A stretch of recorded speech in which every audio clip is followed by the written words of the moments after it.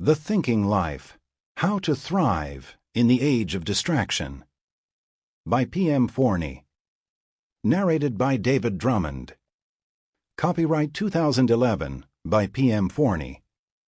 This unabridged audiobook is published by arrangement with St. Martin's Press and was produced in the year 2011 by Tantor Media Incorporated, which holds the copyright thereto. Ours is an age of distraction. The background of our lives is the white noise of inconsequential television programs, pompous pundits, shrill talkback callers, 10-second news grabs, and the cult of celebrity. In this environment, the need for contemplation and some introspection becomes compelling, a time to stop and think, to make our way, guided by a moral compass, a bearing that divines our best instincts. Paul Keating. There's something to be said for sitting still and letting things come clear, the way morning fog burns off the lake. George Whitty. Preface. When the idea of writing a book that would rediscover the merits of the thinking life was still coalescing in my mind, one day I jotted down a couple of paragraphs with what, in essence, was the rationale behind the project. Quite uncharacteristically, those paragraphs were in the form of a report by a visitor to Earth from another galaxy. Having put them aside while I considered other projects, I had half forgotten them when I found them in a binder's pocket. As the first week of my mission on Earth comes to a close, I must report a puzzling find. You remember that in a previous message I described the ability that all humans have to silently converse within their own selves. This internal conversation, which they call thinking, allows them to take stock of the world around them and to plan their most suitable ways of dealing with it. If there is something that I could determine for sure about life on Earth, it is that happiness is the most coveted good, and that it is a byproduct of the good life. You will then fully understand the importance of thinking when I tell you that it is virtually impossible to build a good life without the foundation of good thinking. What has been puzzling me is the cavalier way in which humans use such a core faculty. Any intergalactic visitor would be as struck as I am by their overindulging in thought avoidance. The amount of their time spent in serious thinking does not even get close to that spent in mindless entertainment and the exchange of unnecessary information. From lack of thoughtful awareness of any situation in which they find themselves to the failure to prepare for adversity, inadequate thinking is without a doubt the #1 cause of their grief and sorrow. Even to a novice student of the human experience, it becomes immediately apparent that good thinking is the necessary prelude to making good decisions. Training their children in it has to be a primary concern for human parents, you would think. Well, it is not. Does such training occupy a prominent position in the school's curricula? It does not. And so good thinking fails to become second nature. On account of lack of thinking, humans keep arriving unprepared to the crossroads of their lives where they must make decisions upon which the quality of their remaining time on Earth depends. In sum, a distinctive human character is the inclination to relentlessly pursue the trivial. That makes them waste an enormous amount of time and energy that would be better spent on matters of consequence.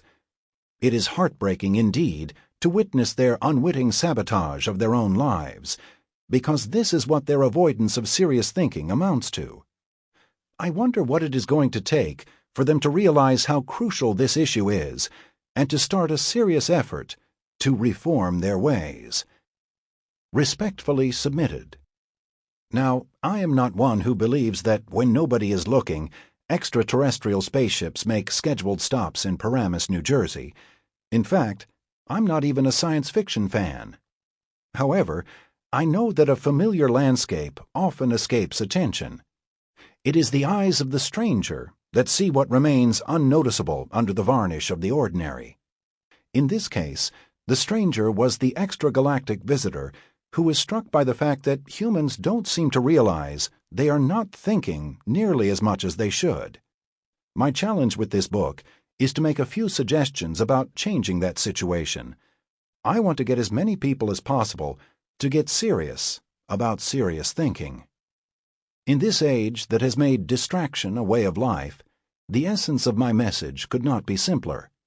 Think if you wish to thrive.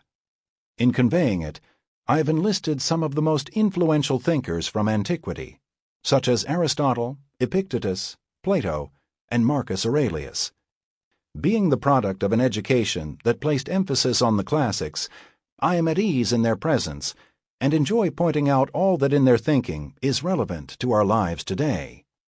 The essential features of human life have not changed in the last 2,500 years, and the eloquent wisdom Athens and Rome have bequeathed us is still eminently applicable. Why reinvent the wheel when somebody is handing you a well-crafted and perfectly functioning one? This book will acquaint or reacquaint you with the basic and best in thinking habits and thinking skills. Ultimately, the good life is the thinking life.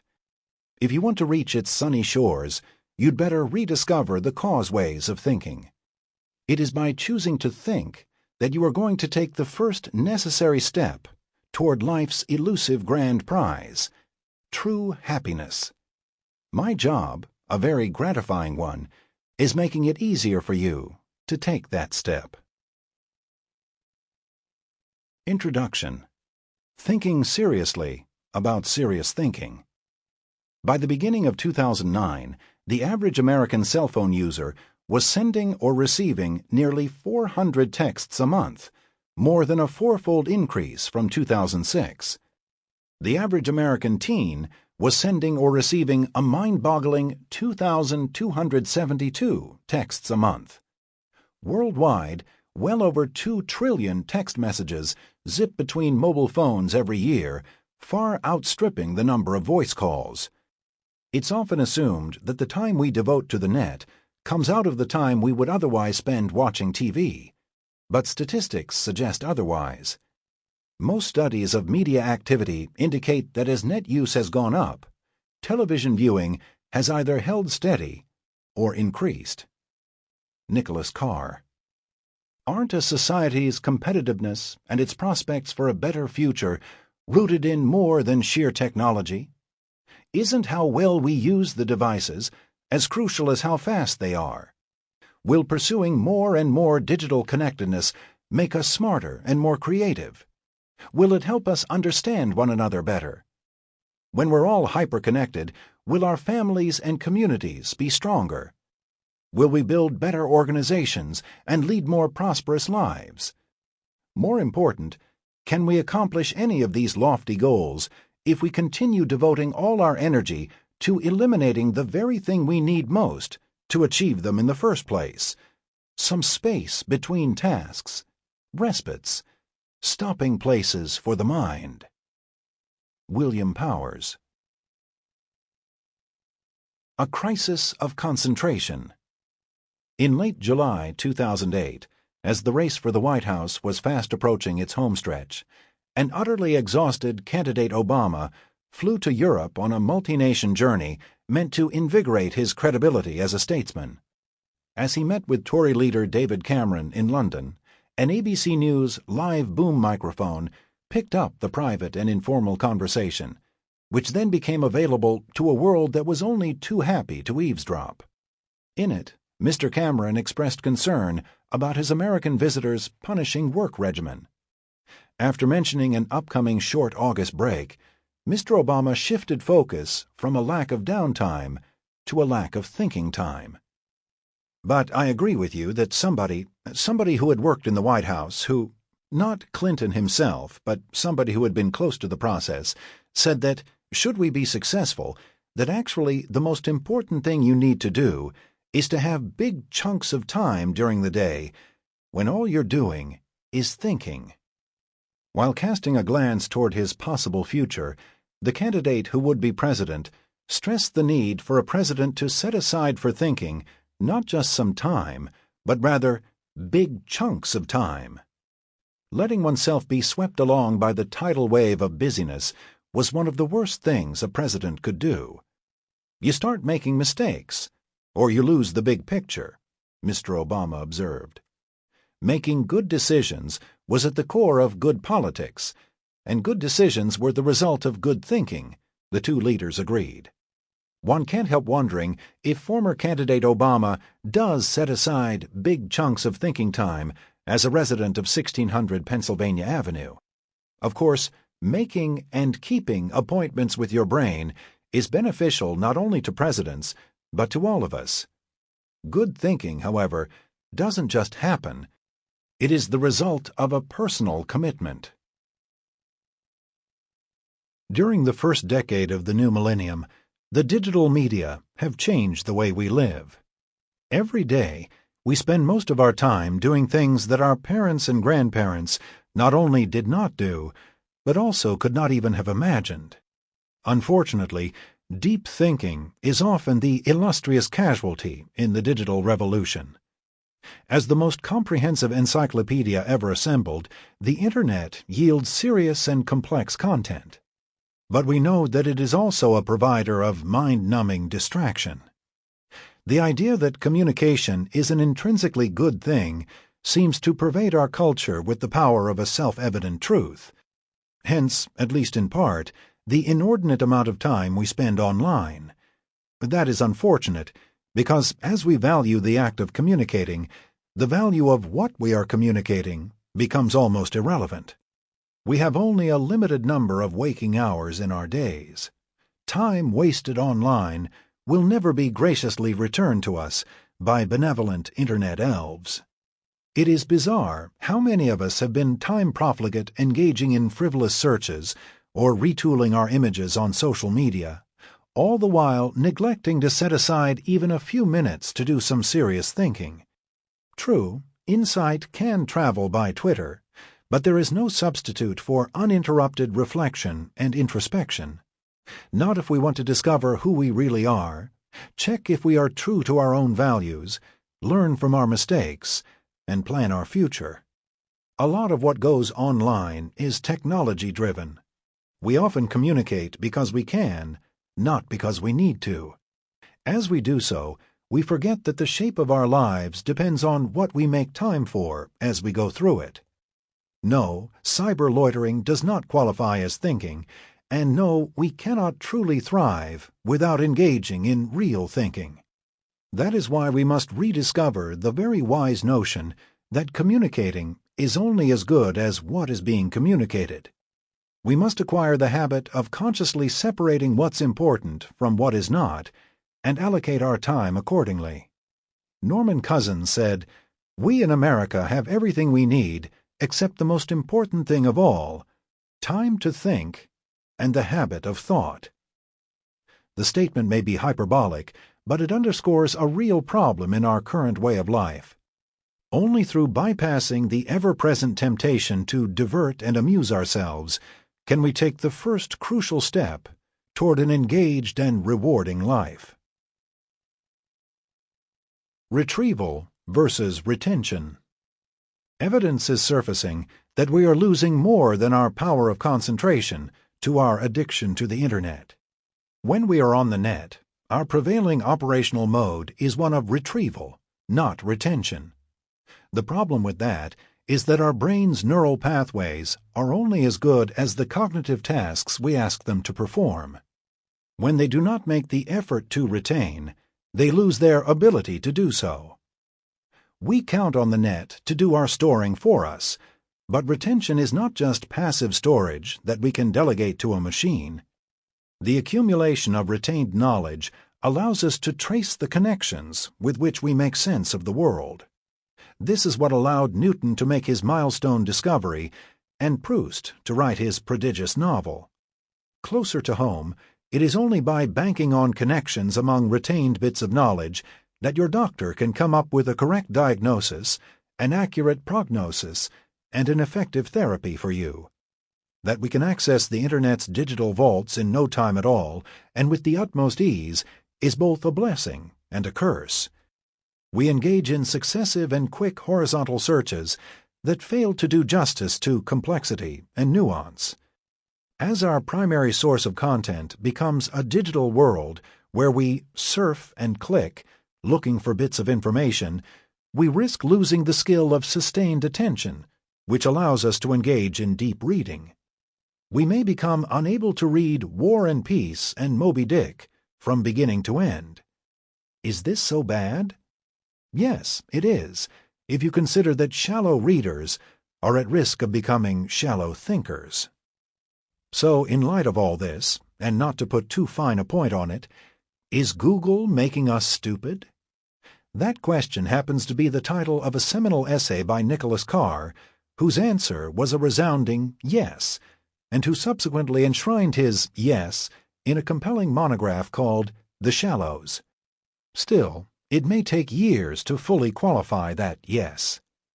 In the meantime, we can't go wrong by rediscovering and embracing serious thinking as a defense against a culture of distraction. Today, we live with the feeling that there is too much life, both physical and digital, out there for our limited brain power to sort out and absorb. The fast pace of innovation in technology often sends us scrambling to learn new skills in a world that appears more dauntingly complex every day. This complexity is matched by an equally daunting dearth of absolutes. For many of us, the only certainty we can rely on is that there are no certainties. This skepticism is not only unfortunate, but also unwarranted. In reality, when it comes to what really counts, the age of Google is in perfect agreement with the age of Socrates. What constitutes a good life has not been a mystery for more than 2,000 years. The good life is a life nurtured by a healthy sense of self-worth, brightened by a positive outlook, warmed by a loving family and loyal friends, grounded in congenial and challenging work, and made meaningful by an involvement in something larger than ourselves. We also know for sure that happiness is a byproduct of the good life, and the good life is a byproduct of good thinking. Becoming a good thinker, then, is a prerequisite to achieving what all human beings want. In Sigmund Freud's words, to become happy and to remain so. By thinker, I do not mean a full-time philosopher, but rather anyone whose good thinking habits are part of his or her daily being in the world. The life which is unexamined is not worth living, Socrates is famously said to have said. We may or may not be ready to endorse to the letter the powerful statement of a heroic thinker who chose to die to remain faithful to his principles. It is, however, difficult to quibble with his advocacy of submitting life to the scrutiny of reason. That is how good judgment comes into being. Any life habitually lacking this scrutiny is incomplete and unsafe. Yet we seek to spare ourselves the trouble of thinking as much as we can. We have literally made an art of it.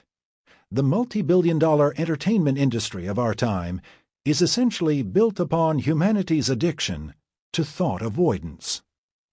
Choosing to live the thinking life, the challenge of this book, entails making a comprehensive commitment to the active life of the mind. When you choose the thinking life, you think first. Before saying or doing anything, you stop and think about the best ways at your disposal and about the likely consequences of your actions. Make paying attention your default mode of being in the world. Reduce substantially the time you devote to trivial distractions. Invest time in serious, uninterrupted introspection and reflection. In this book on thinking, what I usually have in mind is critical thinking, the kind that is rational, informed, purposeful, and reflective, the kind that strives to remain bias-free and to arrive at logical conclusions. The critical thinker is an examiner of life, always alert, ready to pay attention, interested in everything, constantly asking why, and taking delight in the process of discovery. Life loves such a thinker, rewarding him or her handsomely. And that is why this is not just a guide to good thinking. More important, it is a thinking person's guide to life. 1. Why you don't think, and why you should. Heads down, we are allowing ourselves to be ever more entranced by the unsifted trivia of life. Maggie Jackson. Doing what is of the essence. They took their name from the Stoa Poikile, the famous painted porch in the heart of Athens, where Zeno, their founder, philosophized. A Greek slave and a Roman emperor were two of the most influential among them. And in more than 2,000 years of Western thought, you will not easily find more effective principles and strategies with which to face life's challenges than the ones they bequeathed us. I am talking about Stoicism, a school of thinking that flourished in Greece and Rome between the last 3 centuries BCE and the first 2 CE. The Stoics maintained that temperance in all things human and benevolence toward all people are part of the natural and rational order of things. Conforming to this order entails living a life of virtue, which is the only kind leading to happiness. We are the ones who make our own lives good or bad through the workings of our own thoughts. In other words, life is what the inclinations of the mind make it. A self-help author of our day might say, attitude is all. Since we have control, at least some, over our attitude, this is a comforting message, but of course it also saddles us with responsibility. Ultimately, the Stoics say, life is up to us. The Stoics did not disdain to address the ordinary and practical aspects of life. In his intellectual autobiography, which is at the same time a guide to the good life, Marcus Aurelius, 121 to 180 CE, the emperor who fell in love with philosophy, wrote about everyday life topics such as learning from mistakes, minding your own business, and controlling anger. He also considered the wisdom of keeping the number of one's commitments as low as reasonably possible. Is it not better simply to do what is necessary and no more? To limit yourself to what reason demands of a social animal, and precisely in the manner reason dictates? This adds to the happiness of doing a few things the satisfaction of having done them well. Most of what we say and do is unnecessary anyway. Subtract all that lot, and look at the time and contentment you'll gain. On each occasion, therefore, a man should ask himself, do I really need to say or to do this? In this way, he will remove not only unnecessary actions, but also the superfluous ideas that inspire needless acts. Do few things, and do them well. Speak only when necessary. The wisdom behind the economy of action invoked here has not faded in its journey across the millennia. In fact, we are as likely to benefit from it as any of the generations that preceded us. Our narcissism and our worship of self-expression are relentless producers of unnecessary words. Our activism is irrepressible, and our quest for happiness is usually about adding things to do, not subtracting them. As devoted worshippers at the altar of consumption, we want more, and to have more, we do more, only to realize eventually how wrong-headed our decision was. Marcus Aurelius's admonitions resonate with us by contrast. They remind us that more is not always better than less. In fact, less can give us more of what we really need, of what really matters. Thinking is hard work. Delightful as it may be, thanks in part to the release of dopamine in our brain, thinking is also hard work. After we have engaged in it for a while, our levels of dopamine and glucose drop, and mental fatigue sets in. That thinking is tiring only begins to explain why so many people are wary of seriously engaging in it. Of course, some of us are naturally more inclined to think. Our formative years are a factor as well. If our family and friends did not model serious thinking for us, that was probably not without consequences.